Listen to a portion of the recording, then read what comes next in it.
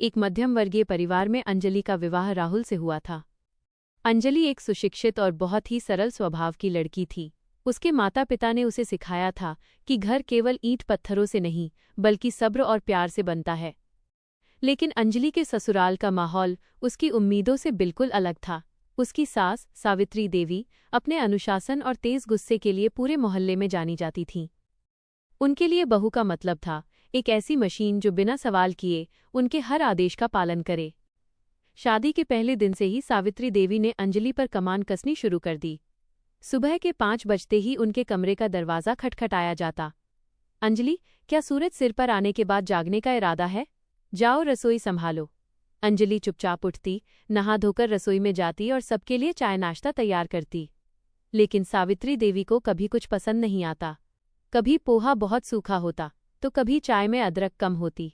वो सबके सामने अंजलि को ताना मारते हुए कहती, आजकल की लड़कियां माँ बाप के घर बस आराम करना सीखती हैं, गृहस्थी संभालना इनके बस की बात नहीं।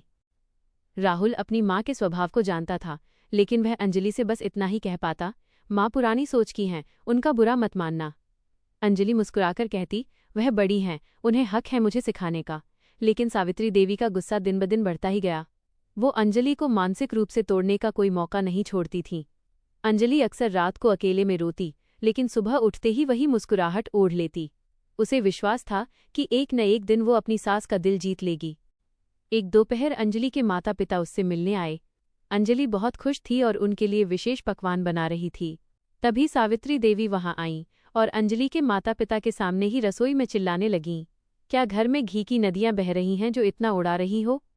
अपने बाप के घर से लाई हो क्या ये सब? अंजलि के माता पिता की आंखों में आंसू आ गए। उन्हें दुख हुआ कि उनकी फूल जैसी बेटी ऐसे कांटों के बीच रह रही है। अंजलि को अंदर ही अंदर बहुत दुख हुआ, लेकिन उसने अपने माता पिता के सामने अपनी सास का अपमान नहीं होने दिया। उसने शांति से कहा, माजी, आप बैठिए, मैं आपके लिए भी नाश्ता लाती हूँ। उसके माता पिता समझ गए कि उनकी बेटी एक कठिन परीक्षा से गुजर रही है, पर अंजलि के संयम ने उन्हें हैरान कर दिया। उन्होंने जाते समय अंजलि के सिर पर हाथ रखकर बस इतना कहा, बेटी, तेरा ये धैर्य ही इस घर को बचाएगा। समय बीतता गया और एक दिन अचानक सावित्री देवी को दिल का दौरा पड़ा। घर में हड़कंप मच गया।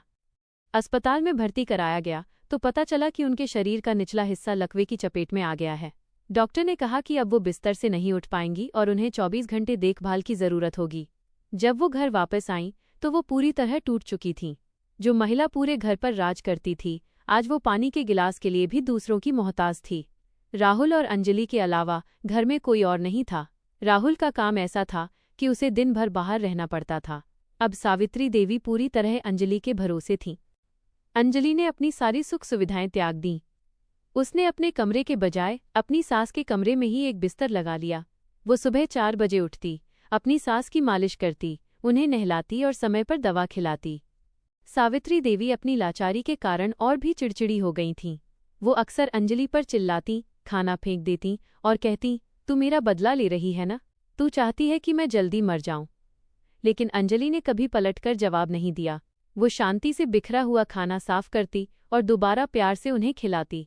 वो जानती थी कि ये बीमारी का गुस्सा है, उनकी आत्मा का नहीं। रातों को जब सावित्री देवी को दर्द होता तो अंजलि जागकर उनके पैर दबाती। एक दिन आधी रात को सावित्री देवी की आंख खुली। उन्होंने देखा कि अंजलि उनके पैरों के पास बैठकर सो गई है।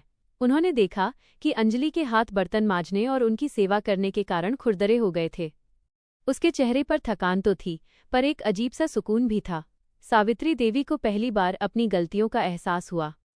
उन्हें वो हर बात याद आई जो उन्होंने अंजलि को चुभाई थी। धीरे धीरे सावित्री देवी के मन की कड़वाहट कम होने लगी। एक दिन जब अंजलि उन्हें दलिया खिला रही थी, सावित्री देवी ने उसका हाथ पकड़ लिया। उनकी आंखों से लगातार आंसू बह रहे थे। अंजलि घबरा गई। क्या हुआ माजी? कहीं दर्द हो रहा है? मैं डॉक्टर को फोन करूं? सावित्री देवी ने रुंधे हुए गले से कहा।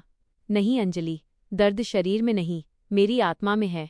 मैंने तुझे हमेशा कांटे दिए और तू मुझे फूल देती रही। मैंने तुझे नीचा दिखाने की कोशिश की और तूने मेरी सेवा करके मुझे जिंदा रखा। मैं हार गई बहू, तेरा प्यार और तेरा ये संस्कार जीत गया। अंजलि ने उन्हें गले लगा लिया और कहा, माजी, माँ कभी हारती नहीं है। आपने मुझे जो डांटा वो मेरे लिए सीख थी। आज आप ठीक हो रही हैं, यही मेरी सबसे बड़ी जीत है। घर का बड़ा अगर डांटे नहीं तो घर बिखर जाता है। उस दिन के बाद सावित्री देवी के स्वभाव में जमीन आसमान का अंतर आ गया।